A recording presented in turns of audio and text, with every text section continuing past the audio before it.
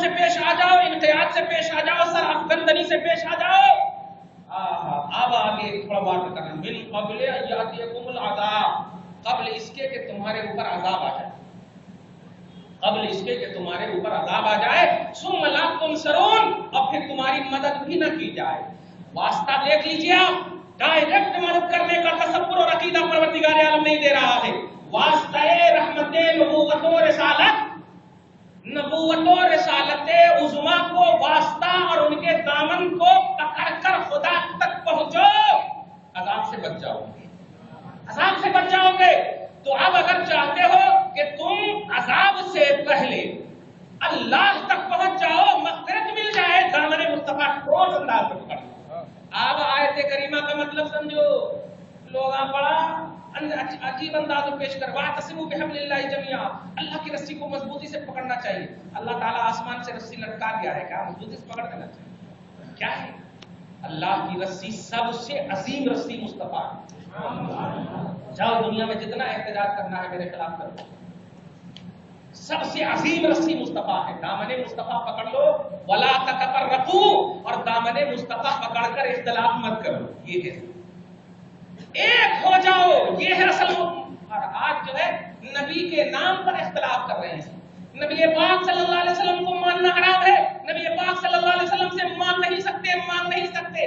وہ مصطفیٰ جو اللہ کی مضبوط رسی اور اس مضبوط رسی کی بنیاد پر بٹنے نہیں کہا گیا تھا، اور اسی مصطفیٰ کی بنیاد پر آج طبقے میں بٹ گئے ہم لوگ.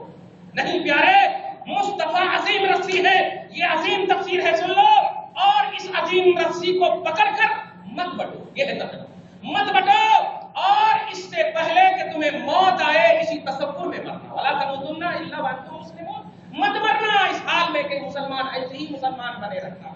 اے بندو، اے میرے غلاموں، اب جو مصطفیٰ کا پروانہ دینے جا رہا ہوں، یہ تو آپ کے شوق اور ذوق کے اعتبار سے آپ کے تزکیہ نفس کے لیے پورے جملے تھے.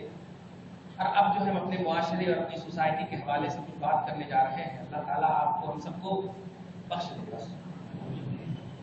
یہی سب سے بڑی چیز ہے، میں بخش دے گا. اتنا تو سمجھ میں آ گیا آپ کو. کوئی بھی عمل ہو، اگر وہ عمل مقبول ہے تو اس کے لیے بھی آپ کا نبی، اور اگر وہ عمل مردود ہے تو اس کی تلافی کے لیے بھی آپ کا نبی ہی. تو عمل کا عنوان مصطفیٰ ہے. یہ پوائنٹ ہے آج کی تقریر کا، عمل کا عنوان مصطفیٰ. آگے آپ دیکھیے، جو بولنے جا رہا ہوں وہ یہ ہے کہ آپ کو ہم کو کرنا کیا ہے. اب آپ جب محبت کی دنیا میں بس گئے ہیں تو انشاءاللہ اچھی چھوٹا. اچھا پہلے یہ بتا دیتا ہوں جو جمعہ میں بتایا میں نے، جمعہ کے حوالے سے اس کو کنٹینیو کر دوں کہ سب سے بڑی بات اور دل کی بات بول رہا ہوں خدا کی قسم. اچھا میں اپنے اوپر لے کر بول رہا ہوں، ہو سکتا کہ آپ لوگوں کو تکلیف بھی ہو جائے. اپنے اوپر لے کر بول رہا ہوں. سب سے پہلا کام آپ کو ہم سب کو آج کی عظیم الشان رات میں یہ کرنا ہے کہ ایک دن نہیں، ایک سیکنڈ کے لیے بھی اگر کسی بھی مسلمان صحیح العقیدہ بھائی سے اگر آپ کا اختلاف ہے، بدگمانی کا ماحول قائم ہوا ہے، حسد اور کینہ اور غیبت کا پہلو ہے، تو خدا کے واسطے ایک دن کی بات نہیں کر رہا ہوں، ایک سیکنڈ بھی اگر ایسا ہوا ہے تو واللہ واللہ واللہ نبی کو رحمت خدا سمجھ کر کے، واسطہ مصطفیٰ بنا کر کے سینے سے سینے کو ملا لو، کینے کو دور کر لو.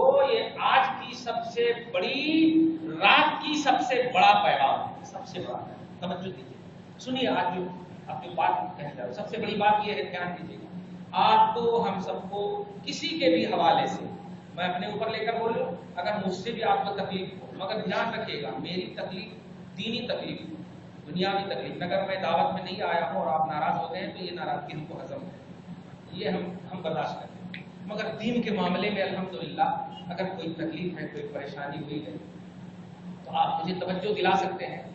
ہم بالکل حاضر ہیں آپ کی بزم خدمت میں. اگر میں نے کبھی ڈانٹا ہے، کبھی چیخا ہے، کبھی چلایا ہے، کبھی کچھ ہوا ہے، آپ مجھ سے بھی بدلہ لے سکتے ہیں. یہ میرے آقا کی سنت ہے. خدا کی ایک صحابی رسول ہے، ایسے ہی صفحے مصطفیٰ نے باندھ دی. آقا علیہ الصلوۃ والسلام ہے، سنو کسی کا میرے اوپر قرض ہے، کسی کا میرے اوپر قرض ہے، اگر قرض ہے تو میری پیٹھ حاضر ہے. تو ایک شخص نے کہا یا رسول اللہ، بڑے جلیل قدر صحابی ہے، توجہ دیجیے گا. عرض کیا یا رسول اللہ ایک مرتبہ مجھے آپ نے پیٹھ میں مارا تھا، میں بھی آپ کی پیٹھ میں مارنا چاہتا ہوں، میں بھی آپ کی پیٹھ میں مارنا چاہتا ہوں۔ آقا نے فوراً پیٹھ کھول دیا اور جیسے ہی پیٹھ کھولا مہر نبوت کو چوم لیتے ہیں اور کہا یا رسول اللہ میرا ہو گیا قصہ تمام، میری خواہش پوری ہو گئی۔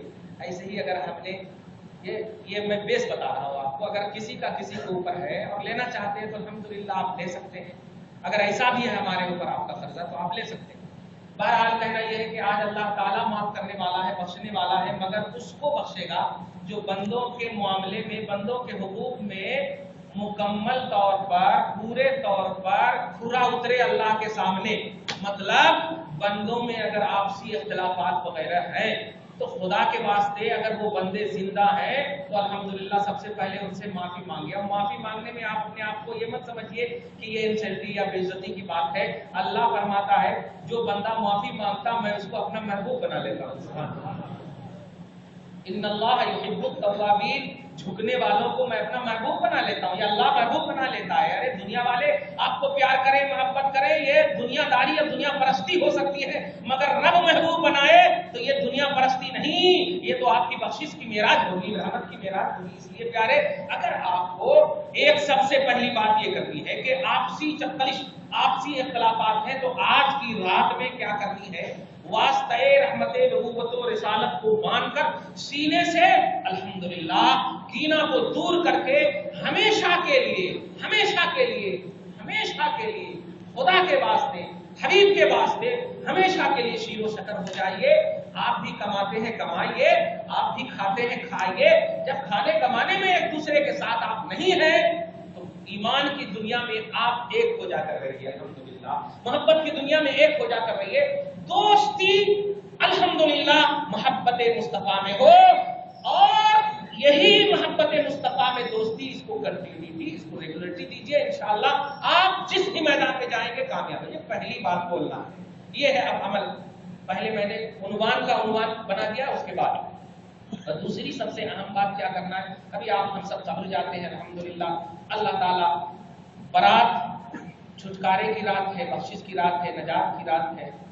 ان کے لیے جو ان کا متمنی ہے، ہم سب ہیں الحمدللہ متمنی، پروردگار بخش دے، بس یہ ایک ہی جملہ ہے، بخش دے۔ تو آج جو آپ ہم سب قبر جاتے ہیں الحمدللہ ثم الحمدللہ، اچھا سب سے پہلے اس کو بتا ہی دیتا ہوں، قبر جائیں گے آپ الحمدللہ، اور جائیے مگر خدا کے واسطے، خدا کے واسطے، خدا کے واسطے موبائل کو اپنے گھر میں رکھ دیجیے، بالکل گھر میں رکھ دیجیے۔ قاضی شوکانی فتح القدیر اور صاحب مشکات نے بھی ایک حدیث پاک نقل کیا ہے جو بڑی عظیم الشان ہے۔ آپ قبر کیوں جاتے ہیں؟ دعا کرنے کے لیے، دعا کرنے کے لیے جاتے ہیں، دعائے مغفرت کے لیے جاتے ہیں۔ اور اللہ کے رسول فرماتے ہیں ان الدعاء موقوف بین السماء والارض، بے شک دعا موقوف اور معلق لٹکی ہوئی رہتی ہے آسمان اور زمین کے درمیان، جب تک کہ دعا کرنے والا مجھ پر درود نہ پڑھ دے۔ سبحان اللہ۔ اس لیے خدا کے واسطے اگر ٹو ویلر پہ آپ جا رہے ہیں اور دو جنے ہیں تو آپ سامنے والے کے کاندھے پر منہ مت رکھیے، آپ بھی درود پڑھیے، سامنے والے کو بھی درود پڑھنے کے لیے بولیے، اور قبر تک آپ جائیے الحمدللہ، پھر دعا کیجیے، ایک دم گارنٹیڈ قبول ہوگی انشاءاللہ۔ لیکن اگر ہاں ہلو میں جا رہا ہوں قبرستان تم بھی آ جاؤ، یہ سب کرنے کی ضرورت ہے۔ اگر آپ نے یہ موبائل وغیرہ کا استعمال کیا بیکار ہے جانا، میں بالکل ایک دم ذمہ داری سے بول رہا ہوں، بیکار ہے جانا، پھر ٹائم پاس بیکار کرنا۔ تیسری بات جو کہہ رہا ہوں، رات جگنے کا جو خیال اور ماحول ہے، رات جگنے کا جو تصور ہے، اسی بنیاد پر بدعت کے فتوے لگ رہے ہیں۔ رات کے جگنے کا مطلب صرف اور صرف عبادت ہے، رات کے جگنے کا مطلب